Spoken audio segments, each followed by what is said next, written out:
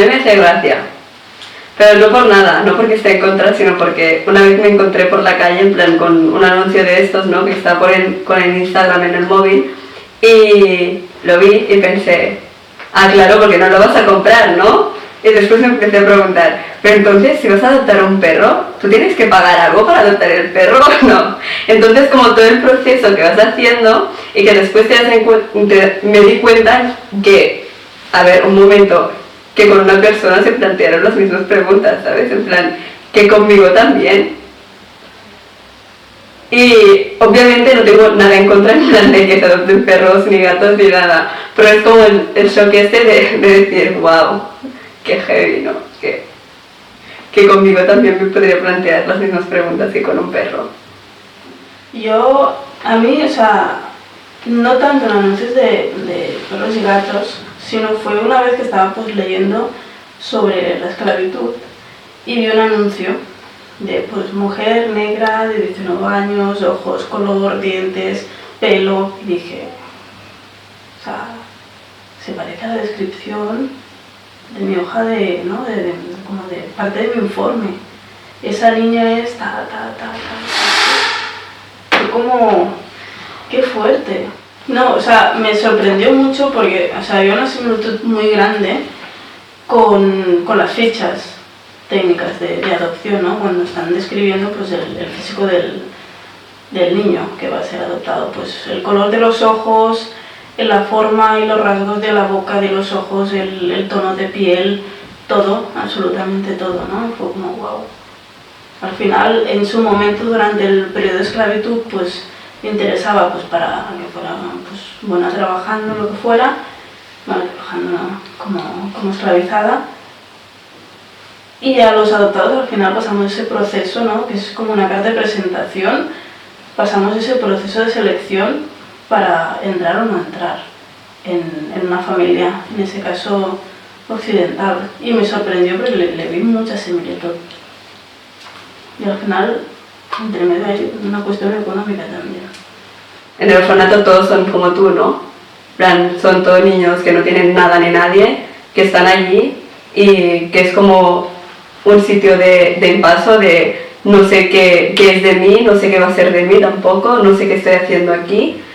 Y de golpe vienen unas personas blancas, ¿no? Que te sacan de allí, que al principio es como, ole, qué bien, que voy a salir, ¿no? Por fin, porque llevo un montón de meses aquí dentro sin poder ver absolutamente nada ni nadie de fuera, ¿no? De fuera de estas 4 paredes dentro de las que me están obligando a vivir.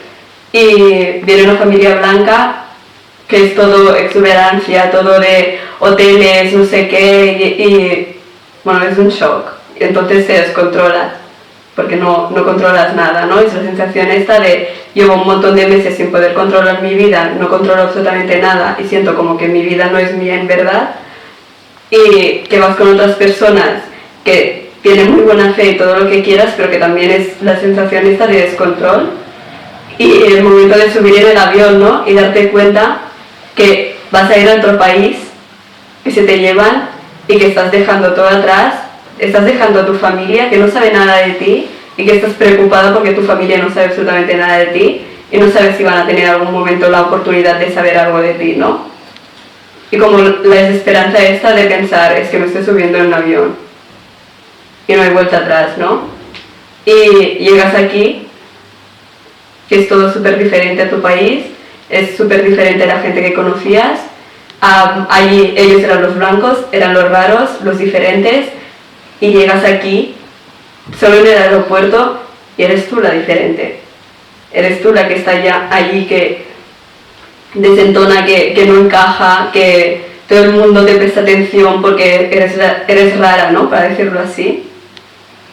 Y de golpe es como de no haber tenido nada de atención, pasas a tener demasiada atención, demasiado como presión para hacer algo a alguien, para hablar el idioma, para escribir, para leer, para un montón de cosas por las que no estás preparada, porque yo había sido escolarizada en Etiopía, cuando estaba con mi familia, cuando entré en el orfanato se interrumpió mi escolarización, entonces allí ibas a veces te daban clases de algo si te portabas bien, si no te portabas bien, ¿no? Era una moneda de cambio.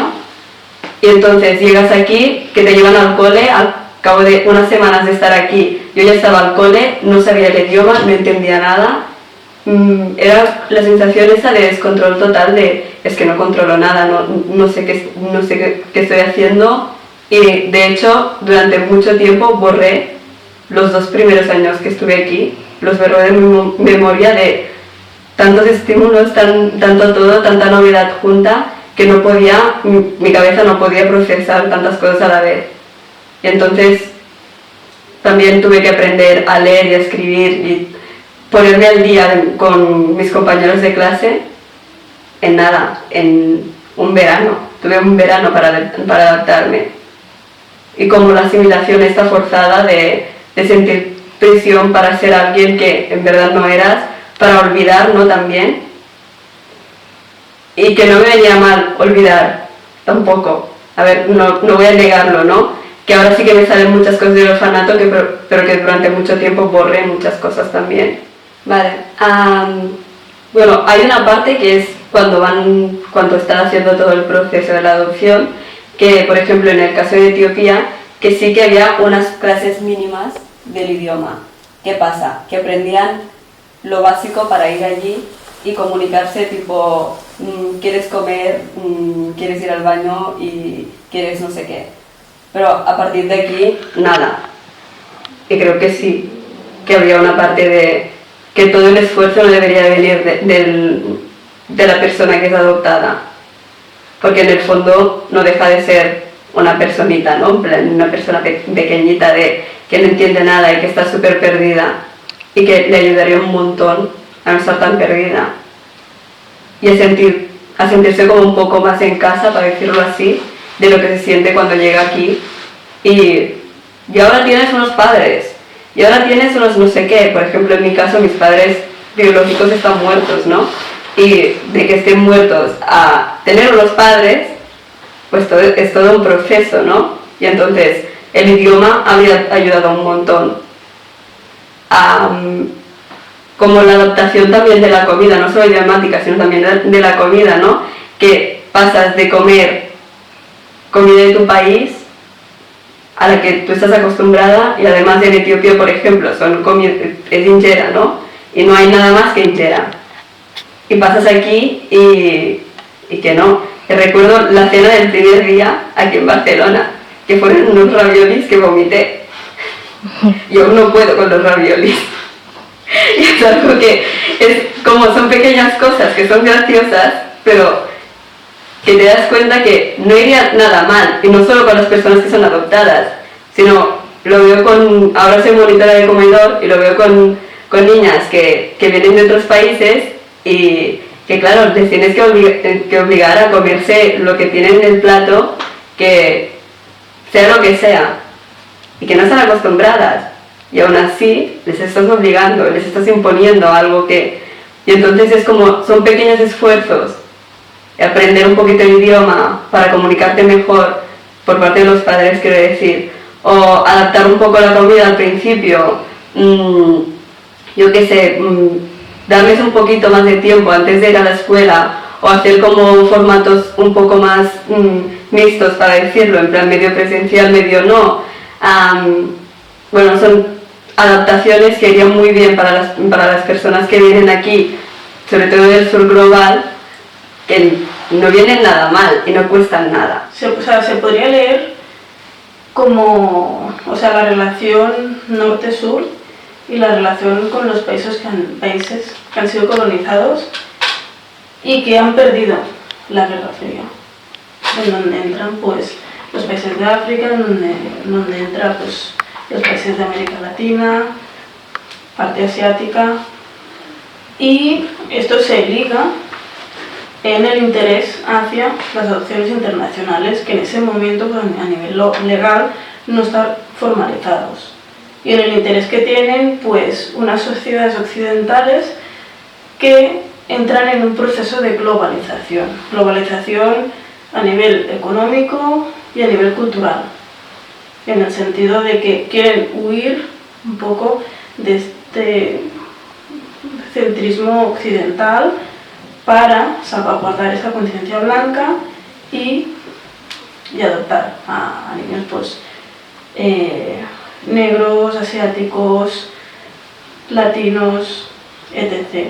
Esa realidad va pasando como procesos y modas, ¿no? Desde adoptar pues niños negros que luego derivan pues a unas realidades sociales cuando empiezan a tener pues 15, 16 años, que les para la policía, que el racismo, que el fascismo.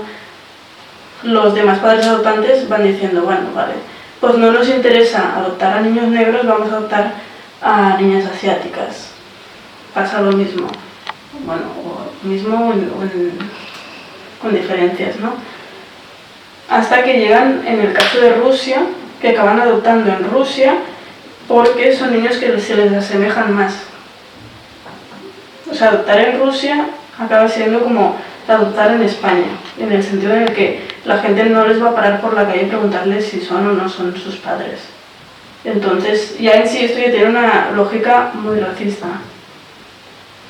Aparte está en que entre los países hay un instrumento de cooperación internacional, entonces se comprende que parte de que el hecho de que los países, estas potencias internacionales, hagan esos instrumentos de cooperación con los países perdedores, entre comillas, de la Guerra Fría y de como países pues, colonizados, es un símbolo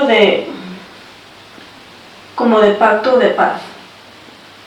Toda esa desestructura económica y social que los mismos países están desarrollando en estos países, o sea, por ejemplo, la relación colonial aún persistente que hay con América Latina y con los países africanos, se ve latente en cuando, pues, por ejemplo, vemos a niños de la periferia fruto del desplazamiento interno en un país que es originado por militares y por ejércitos clandestinos de España y de un montón de países adoptantes.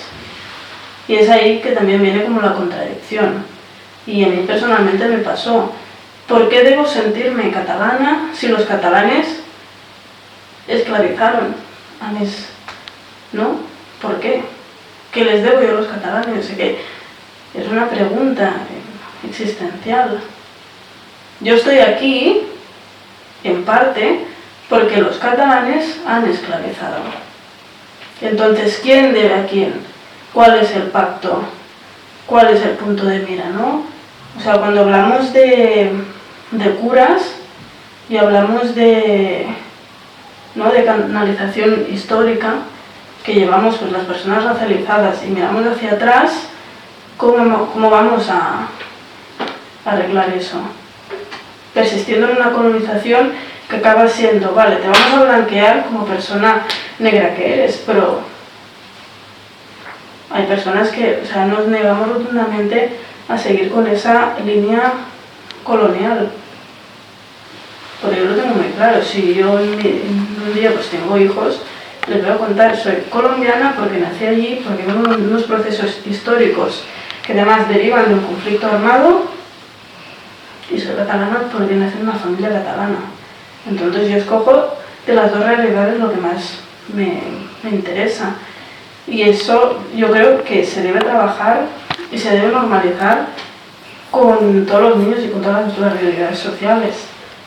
Aparte está en que llega el punto en el que esa sobrepoblación de familias, entre comillas, desestructuradas, que no pueden atender o no pueden darle dignidad de vida o calidad de vida a sus niños, termina allí. Porque estos niños pues, van a terminar pues, en familias de acogida, en adopción, o en guerrillas, o en la calle, o un montón de entornos. Termina aquí. Entonces surge la necesidad de originar más sobrepoblación para que esas familias puedan acceder a ese derecho o ese privilegio de ser padres. Y ahí tenemos el robo de niños y de niñas. Y esto es algo que los países no están de acuerdo en formalizar o en llevar a cabo, sino que debemos ser nosotros los adoptados que debemos llevar a cabo eso. O sea, desde el punto de vista occidental se ve como la búsqueda de orígenes como una cuestión individualista y psicológica, ¿no? O sea, persona no se ha integrado, no se ha adaptado, no acepta que esté aquí en Cataluña, ¿no? Como salvaguardada, y necesita mirar hacia atrás y preguntarse. Pero esto es una cuestión histórica. Tú tienes unas preguntas, tú necesitas saber el por qué, el cuándo, el cómo. Y lo más interesante es que cuando vas a buscar allí, lo primero con lo que te encuentras es una mentira. Nada de lo que me han dicho, toda esa construcción que han hecho alrededor, ¿no? De mi infancia, pues resulta que no es verdad. Y te encuentras con unas limitaciones legales, temporales, que no te permiten ni siquiera preguntarte qué pasó. Tanto por la institución española y catalana como por la institución colombiana en este caso. Y lo que estás haciendo es una construcción histórica, porque como resultado de un conflicto armado hay esa desestructura social. Y ahí es cuando entramos a nivel histórico, porque aquí existe una lógica clasista y racista y colonial, que es lo que pasó aquí en España. Aquí en España los hijos de las rojas, que eran ejecutadas en las prisiones, se los daban adopción en familias de clase medio alta, burguesas, que además seguían una lógica franquista. ¿Por qué? Porque estos niños iban a crecer con la lógica fascista, franquista, y jamás se hubieran preguntado de dónde vendrían. Cuando dichos niños crecieron y a sus 40 años descubrieron que eran adoptados, entonces surgió el problema. ¿Qué somos? ¿Somos rojos o somos franquistas? Porque su vida ha cambiado. La historia, el relato ha cambiado. Y esta lógica de construcción social es la misma. O sea, todos estos niños que fueron adoptados y que han sido destinados a países occidentales con familias económicamente bien puestas, van a seguir normalmente una lógica pues económica, elitista, blanca, occidental, que no se van a cuestionar, o al menos no se quiere que se cuestionen su procedencia o su origen. ¿Por qué? Porque si se lo van a preguntar, van a descubrir otro relato histórico que en Colombia no interesa que exista. No es como una parte revolucionaria que se va o se deriva a otra clase que no les va a permitir ser revolucionarios. O sea, porque los adoptados hemos llegado como a la mayoría de edad y hay como una generación, bueno, hay varias ya, que están poniendo este punto crítico. Lo que pasa es que desde la institución siempre se ha invisibilizado, o sea, infantilizado, o sea, como se ha hecho psíquica esta visión hasta el punto en el que ha estallado y en el que es necesario, ya por una cuestión de imposición y por legitimidad como ya de discursiva y formal, que sean los adoptados quien hablen y que se apoderen de esta institución, ¿no? Más allá también de la relación colonial y de repensar un poco el derecho y el privilegio de tener una familia. ¿Por qué las familias están adoptando? ¿Es por una presión social de ser padres, madres? ¿O es porque quieren?